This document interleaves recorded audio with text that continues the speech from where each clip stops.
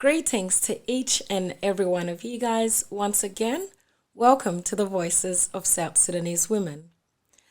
Tonight we will be conducting our 11th episode, and in regards to that, I'll be talking about child marriage or forced marriage in South Sudan and other countries as well. So before I go any further, I do understand that this topic is going to be pretty sensitive to some of our viewers. So I would just like to apologize to anyone that feels uncomfortable. We just need to keep in mind that it's really important for us to raise awareness in regards to these type of concerning issues. So I do apologize if you feel uncomfortable with what I'm about to talk about.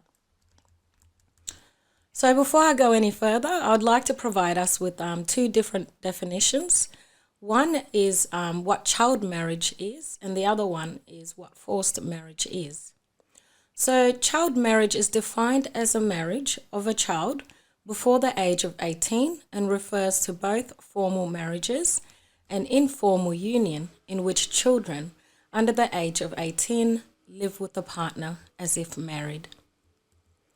So forced marriage is pretty much straightforward. It is a marriage that takes place without the consent of one or both individuals in the marriage. For example, one person might agree and the other person might not agree to be a part of the union. For those who aren't aware of the differences, those are the definitions. So we'll jump right into it. Child marriage is an absolute global problem as we speak. Let's keep in mind that child marriage not only occurs within South Sudan, it happens across different countries, cultures, religions, and different ethnicities. In South Sudan, child marriage has become a growing epidemic. The age range for child marriage in South Sudan is between the age of 12 and 18, which means that around roughly 52% of all girls are married before they even turn 18, depriving them of their basic human rights and for some, even their lives, which in this case violates the child's rights. And not only that, it places the child at a high risk of violence, exploitation, and abuse. The law on child marriage basically states that marriage without the full consent of both parties involved is a human rights violation, and states that progressive legal frameworks are one of the elements of the comprehensive responses needed to successfully address child marriage in depth. Some people might ask questions such as, why does child marriage happen? Why do these young children have to go through that at a very young age? Well, one of the things that I looked into while researching to have a better understanding without judgment is that one of the main factors is 1, lack of education, 2, harmful social norms, practices, and insecurity within different communities, and looks entirely different from across the world, not only that it is made worse by poverty overall. Although 18 is the legal age to marry here in Australia, many cultural practices are placed higher than the actual law in underrepresented countries. Underage marriage is a very uncomfortable topic, yet it is practiced widely by the fathers and the relatives of the families in countries that experience poverty. This happens purely based on having financial stability through what we call dowry. The increase in bride price and the elevation out of poverty. In South Sudan, hunger has forced many young people, especially women, to drop out of school, which resulted in putting young girls at risk of early marriage and sexual exploitation. What I'll do now is share some examples, some statistics, and maybe one or two stories in regards to what has been happening during COVID in different countries, not just South Sudan.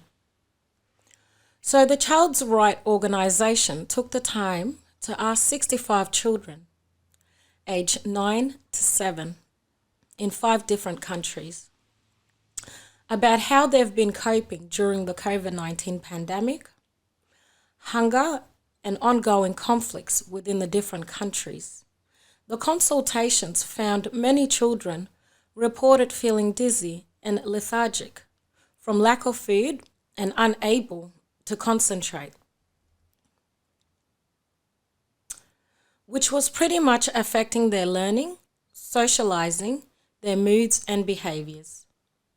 South Sudan is facing its worst ever hunger crisis as it marks 10 years of independence with at least 7.2 million people, or 65% of the population, on the brink of starvation, with civil war, climate shocks, and high food prices fueling the situation. It states that 1.4 million children are expected to suffer from acute malnutrition this year itself, the highest figure it's ever been since 2013. For more information, please look at Save the Children. There's a lot of information in regards to child marriages, especially in South Sudan. So I'd like to share a story that I came across while researching and trying to gain a better understanding of child marriages or forced marriage. There's a 14-year-old young girl. Due to privacy and confidential reasons, I will not say her name. So this young girl received a beating for objecting to plans to marry her to a man handpicked by her uncles. She mentioned that as darkness fell one evening, my uncles sat me down to introduce me to my husband, says the young girl, who went to live with her uncles in South Sudan after her father had passed away. She mentioned that she broke down in tears, pleading that she should be given more time to grow, as she was just a young girl. She said, I stuck to my point of view, but sadly, I was beaten very badly, and so was my mother, who was accused of influencing my opinion. So within our South Sudanese community, if a young woman doesn't want to really listen to the elders, it pretty much falls on their mother, which is really upsetting. And that's just an example. It happens a lot in our community, even back at home. So her mother had copped the beating as well, not only her, but her mum. The most positive thing that I took out of this story was the fact that this young girl had survived and was able to be placed in a boarding school for girls and girls only, due to the fact that she's been traumatized. Another story that I read was that in a lot of countries, not just South Sudan, a lot of young women actually commit suicide and take their lives if they are being forced to get married and they don't want to. So they choose to take their lives instead of looking towards the future. And I feel like that's the saddest thing to ever have to experience as a young person when you have so much ahead of you. So some 105 girls have managed to escape. A lot of people have actually experienced child marriage or forced marriage. And some people have been very lucky to escape and to be able to be enrolled in a school and start fresh with their life. Many of these girls arrive to those schools bruised, scarred, and there's many signs of physical abuse and emotional abuse. I'd like to share some information that I came across on World Vision. It states that when it comes to child marriage facts, one of the most hardest things to come across is the estimate that 650 million women and girls alive today were married as children. That's around 21% of all young women globally. So not just the South Sudanese girls, we're just talking about everyone now as a whole, as a collective. And the statistics don't exactly paint a positive picture of the future for these young girls. Each year, another 12 million girls under the age of 18 become child brides. In the time it took you to watch this episode, another 5 girls were married in just a short amount of time. At its core, forced child marriage is a fundamental violation of human rights. Every day around the world, women and girls are actually forced to marry against their own will. Early marriage seriously harms the development and well-being of girls. Through limited education and employment opportunities, social isolation, domestic violence, girls are vulnerable to sexually transmitted diseases as well, including HIV and AIDS and early pregnancy. There are many factors at play when a child ends up in an early or forced marriage, from financial or food insecurity to cultural or social norms. Whatever the cause, early marriage compromises a child's developmental and severely limits their opportunities in life. Early marriage also impacts future generations.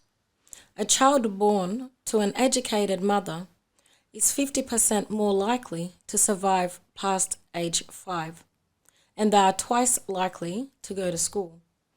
So before I jump on to the next part, I'll just like to elaborate a little bit more on that. A lot of us have siblings. We have younger people. Many of us are mothers as well. So we do understand that when it comes to a child, whether it's a girl or a boy, each child has different developmental stages.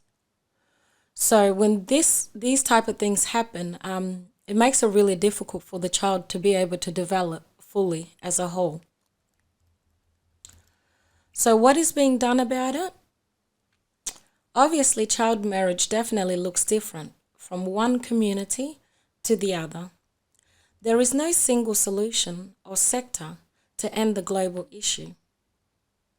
From my perspective, and I am sure many of you would agree, the only way to be able to end this global problem is if we all work together, begin by raising awareness within our own communities, such as advocacy and fundraising, and start to connect with others who are working hard to tackle this global issue. I do understand that within our South Sudanese community, this is a very hard topic for us to talk about, because majority of us once thought that it was normal, but now that we have awakened, now that many of us are starting to realize that the truth, I think it's very important that we take the time to educate ourselves around these types of issues that are concerning, not only within the South Sudanese community, but all over the world. So once again, I would like to say thank you for taking the time to actually watch this video. I do understand that it's a very hard topic to talk about, very uncomfortable as well. But I'm really happy that I was able to bring awareness to our community, to see changes as well. So thank you. And please take the time to share the video with your family and friends. We do have one more episode before we go off for the rest of the year. So hopefully on the next episode, we'll be able to close the year off on a positive note. It's been such a beautiful year.